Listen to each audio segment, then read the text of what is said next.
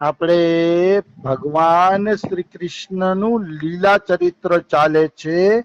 પૂતના ઉદ્ધાર. પૂતના ઉદ્ધાર લીલાની અંદર આપણે જોયું કે પૂતના સુંદર રૂપ બનાવીને વ્રજની અંદર ઘૂસે છે. એટલે એનું સુંદર રૂપ હતું ને એટલે વ્રજવાસી કોઈ છે ને બોલ્યા નહીં.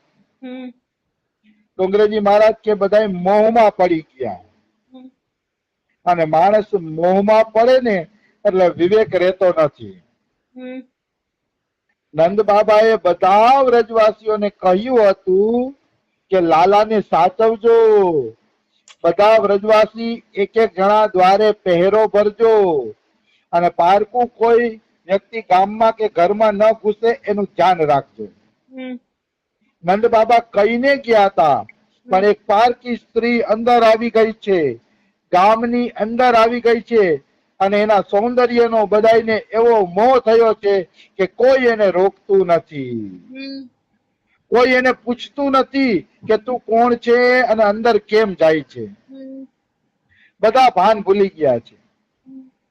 શું કામ ભાન ભૂલી ગયા છે? તો કે પૂતનાએ પોતાનું બહારનું રૂપ જ એ પ્રકારનું તેજસ્વી બનાવ્યું હતું. કહેવાનો ભાવ શું છે કે પૂતના જેવા અસુરોમાં પણ તાકાત હતી કે પોતાનું બાહ્ય રૂપ આ રીતે બદલી શકે. એવી એની અંદર તાકાત હતી. તો આનાથી ડુંગરેજી મહારાજ કે આવાથી સાવધાન રહેવાનું કે જે બારે સુંદર અને અંદર કાળા એવા જે વ્યક્તિઓ છે એવા વ્યક્તિઓથી ડુંગરેજી મહારાજ કહે છે સાવધાન રહેવાનું. યશોદાજી અને ગોપીઓ પણ બિચારા ભૂલાવામાં પડ્યા છે અને પૂતના ઘરમાં દાખલ થઈ ગઈ છે. તો યશોદાજી કહે છે, બેન તમે કોણ છો અને ક્યાંથી આવો છો?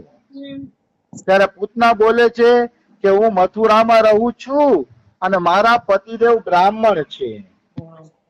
મેં સાંભળ્યું છે કે તમારા ઘરમાં વૃદ્ધાવસ્થામાં દીકરો આવ્યો છે એટલે હું લાલાને આશીર્વાદ આપવા આવી છું. તમારા બાળકને રમાડીશ, તમારા બાળકને હું ધવડાવીશ ને તો જલ્દી રૂષ્ટ પુષ્ટ થઈ જશે. જલ્દી રૂષ્ટ પુષ્ટ થઈ જશે એટલે તમારું બાળક મને આપો. હવે કોઈ પણ માં આવી લાલચ આપે ને એટલે ભૂલાવામાં પડી જાય. તમારું બાળક રૂષ્ટ પુષ્ટ થઈ જશે અને એનું આયુષ્ય વધી જશે ને અંતે એવું બોલી મીઠું મીઠું એટલે ભૂલાવામાં પડી ગયા બધા.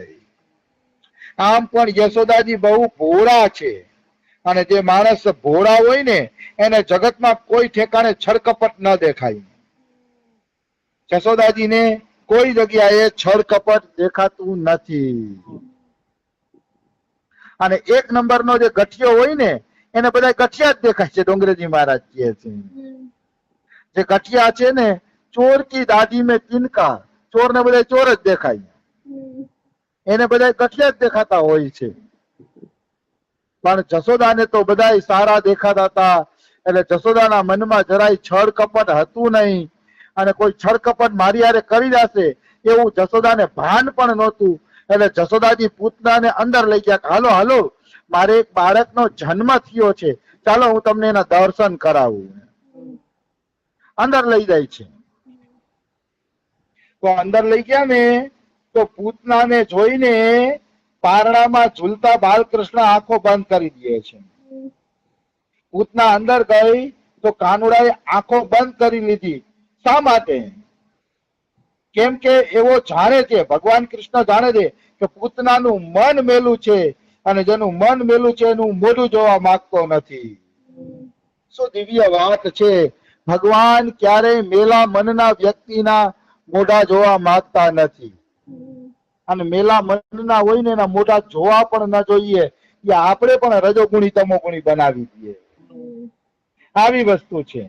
એટલે પૂતનાનું મન મેલું હતું એટલે કાનુડાએ આંખ બંધ કરી દીધી. અને ડોંગરેજી મહારાજ બહુ સરસ અહીંયા વાત કરે છે કે લોકો મંદિરમાં દર્શન કરવા જાય ત્યારે ઘણા મોટે ભાગે કપડા બદલીને જાય છે પણ કાળજું બદલીને કોઈ જતા નથી. બહુ દિવ્ય વાત કરે છે ડોંગરેજી મહારાજ. મંદિરે જાય એટલે તરત જ પેલી નજર અહીંયા જશે કે કેવા કપડા પહેરું તો હું હારો લાગીશ કે હારી લાગીશ. કપડા તરફ જ પેલું ધ્યાન જશે કે હું સારા કપડા પહેરીને જાવ એટલે મંદિરમાં બધાથી કઈક ચડિયાતી કે સારી લાગુ આવું. પણ કોઈ કાળજું બદલી નથી જતું કે આજ મારે હૃદયથી પ્રભુને પ્રાર્થના કરવી છે કે મને દર્શન આપો. આજ મારે હૃદયથી પ્રભુને કેવું છે કે પ્રભુ જગતમાં તું બધાને ખુશ કરજે. કોઈ કાળજું બદલીને નથી જાતું કે પ્રભુ મારા કાળજાની અંદર તું દયા, ક્ષમા, કરુણા અને આ બધા દિવ્ય ગુણોને ભરી દે એટલે મારું કાળજું મીઠું થઈ જાય. આવું માંગવા માટે કોઈ જાતું નથી. કાળજું બદલવા માટે કોઈ તૈયાર નથી, કોઈ જાતું નથી. બધા લોકો બસ કપડા બદલવામાં જ પડ્યા છે. આવી વસ્તુ છે. અને ભગવાન કોઈના કપડા જોતા નથી, કારણ કે કપડા તો માયા છે. ભગવાન તો કેવલ કાળજું એટલે કે હૃદય જુએ છે કે આ કેવું હૃદય લઈને મારી પાસે આવ્યા છે. બસ એ હૃદય ઉપર જ ભગવાનની નજર હોય છે.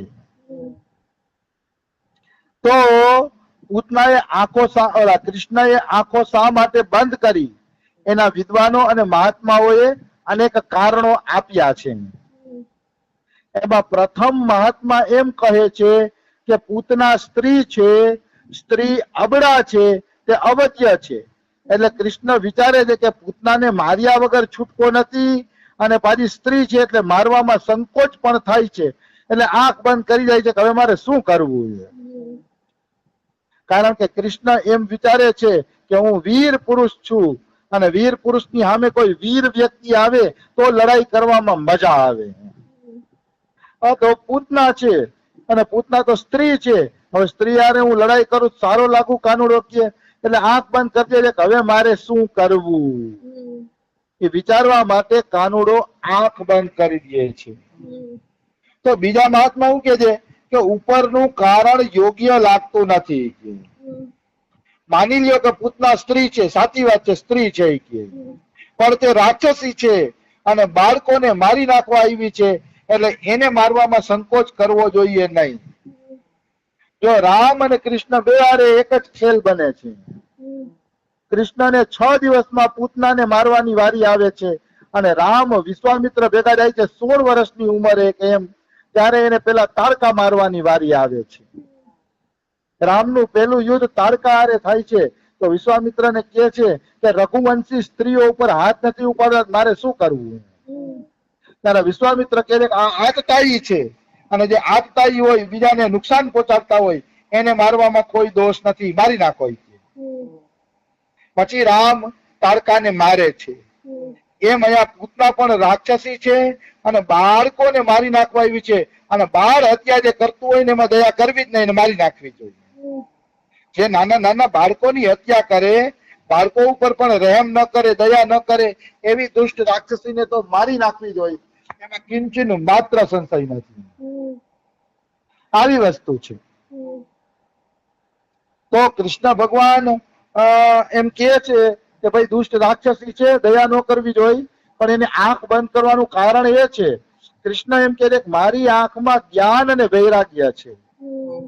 જો હું એકવાર પણ કોઈને પ્રેમથી જોઈ લઈશ તો એને સંસાર તુચ્છ લાગશે અને એની બુદ્ધિમાં જ્ઞાનનું સ્ફુરણ થઈ જશે. તો કૃષ્ણ વિચારે છે કે હું પૂતનાને જોઈશ ને તો પૂતનાને જ્ઞાન થશે, વૈરાગ્ય થશે અને પછી પૂતના મારી ભગત બની જશે. તો પછી મારે જે લીલા કરવી છે, એને દૂધ પીવડાવવાની જે ભાવના હતી એ ભાવનાની લીલા કરવી છે, તે લીલા કેવી રીતે થશે? એ લીલા થશે નહીં. એટલે કૃષ્ણએ વિચાર્યું કે પૂતનાને મારી જ નાખવી જોઈએ. તો કૃષ્ણ ભગવાને આંખ એટલે બંધ કરી કે મારે આને મારવી જ છે, તો આને જ્ઞાન અને વૈરાગ્ય ન થાય ને એવું જ મારે કઈક કરવું છે, જેથી એને જ્ઞાન અને વૈરાગ્ય ન થાય. તો ભગવાનની દ્રષ્ટિ પવિત્ર હોય છે. ભગવાન તો દૂરની વાત છે, કોઈ પ્રેમી મહાત્માની દ્રષ્ટિ જો તમારી ઉપર પડી જાય, કરુણાની દ્રષ્ટિ પડી જાય તો તમે સંસારના રહેતા નથી. તમારો સંસાર સ્વાહા થઈ જાય છે. હમણાં જ મેં રાધા બાબાનું એક સૂત્ર વાંચ્યું કે મહાપુરુષના કલાક એકના સત્સંગમાં કોઈ બેસી જાય છે તો એ સંસારને પછી ક્યારે આસક્તિ પૂર્વક જોઈ શકતો નથી. ભલે આખી જિંદગી પછી ભજન ન કરે પણ એને સંસાર એવો તો લાગશે કે ઓલા મહાત્મા કહેતા એ વાત સાચી હતી, મહાત્મા કહેતા એ વાત સાચી હતી, એટલું જ્ઞાન તો એને થઈ જ જશે. પછી સંસારને સંસાર જેમ સંસારી માણસો જુએ છે ને એ રીતે તો નહીં જ જોઈ શકે. અમારા રમેશ બાબા એમ કેતા ઘણા કહેતા કે બાબા અહીંયા કોઈ છોકરીઓ વરવરથી રોકાઈને વહી જાય છે, જગ્યા ખાલી પડી જાય છે ને બીજા આવી શકતા નથી ને એ જગ્યા ભરાતી નથી ને એ બધું કહેતા હતા તમે એવાને ન રાખતા જાવ. બાબા કે